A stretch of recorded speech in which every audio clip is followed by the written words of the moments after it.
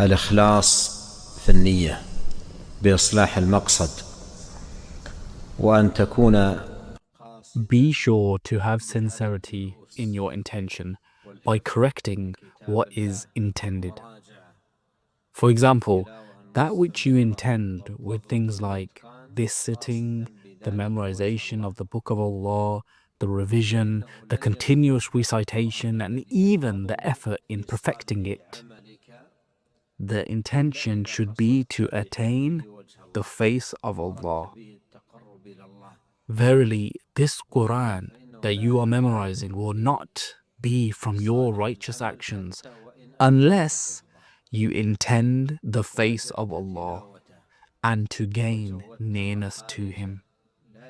If not, it will not be from your righteous actions, even if you perfect its memorization and its recitation. It will not be from your righteous actions unless you intend to gain nearness to Allah Azza wa Jal. And the proof of this is what is stated in the Hadith al-Qudsi, whereby Allah said, I am in no need of having any associates. Whoever performs an action in which he associates a partner along with me, I will leave his action to the one whom he associated along with me. Allah doesn't accept any action unless it is sincerely done for Him.